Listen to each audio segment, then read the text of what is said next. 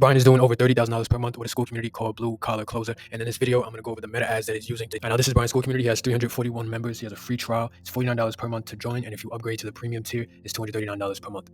So this is the first ad that I want to look at. It's a video ad of Brian talking, and in the primary text, he's calling out HVAC techs, plumbers, electricians, and roofers who know that their work is more than what they're getting paid for right now. All right, now let's see the hook that he's using in this video. You're not bad at closing. You're just missing what to say and how to say the words that explain why your work costs what it costs. There's a difference. So in this ad, he's speaking to people at the awareness stage called problem aware. So this speaks to people in the trades field that know they're losing jobs or discounting too much to get the job. So the ad is giving people a new way to understand why this is happening.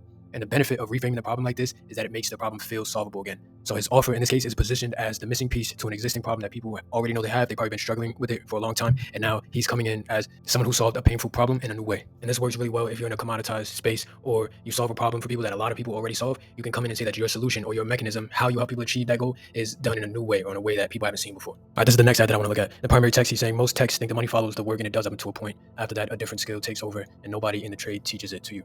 Now, this is invoking some sort of curiosity, I guess. Like, all right, what is the different skill that no one teaches? He's also mentioned that in the headline, the skill nobody in the trade teaches you properly. I personally like to use hooks that grab attention immediately in that first line in the first few seconds, but if this is what's working for him, then that's fine. All right, now let's get into the video. There are technicians at your company or in your area who can't do half the work you can, and they're still making more money than you. You know exactly who I'm talking about. Not the best tech, not the most knowledgeable.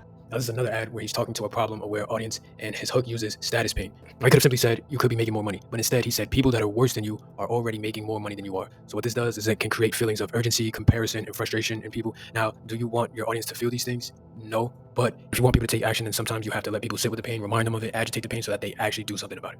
So the hook creates all these negative feelings about someone's current situation, and then he offers the free sales playbook, because at this point, the playbook becomes the bridge. So it takes someone from the current painful situation that he just reminded them of and agitated, and uses the playbook as a way to get someone out of that painful situation.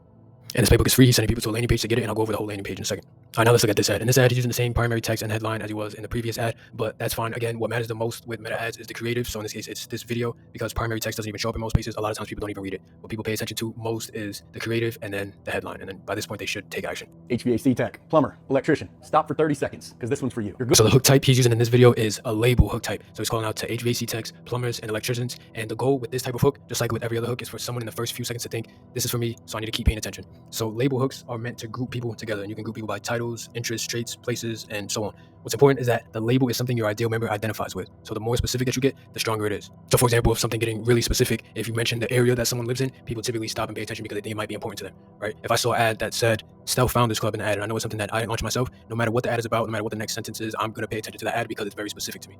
Some of his ads are sending people to school, and some of the ads are sending people to this landing page so that they can get their playbook for how to sell without discounting. And if you like this landing page, it was made with Go High Level, so if you have high level, you can build something like this. So yeah, he has a lot of text about what the playbook is about, and on this side, if you want to get it, you just enter your first name, your email, select your trade, and then you should get the playbook in your email. So here he's telling people what they're about to download, and in his case, it's a 40-page document, has 3 parts. In part 3, he already lets people know that this is about what's inside his Blue Collar Closer community. And this is not necessarily a call to action to join his group. He's letting people know about it, but there's nowhere for me to click to go join the community. So I'm sure throughout the playbook, or at least towards the end, he will have some sort of link to the group. Same with the emails that he's sending to people. And like all of the other landing pages that convert well, he has social proof towards the bottom, testimonials from people that he's helped that are in his community. All right, so if you look at Brian's meta ad process, he's running all video ads for them, or sending people directly to his high-level landing page where they can collect a free sales training playbook. And then during that process, people will get nurtured into becoming members of his Skool community. And then 3 of his 7 live ads are sending people direct to his Skool community with the free trial turned on. So that's the simple ad process that Brian is using to help him grow his Skool community to over $30,000 per month. If you have any other Skool communities that you want me to break down just like this, let me know in the comments and I got you.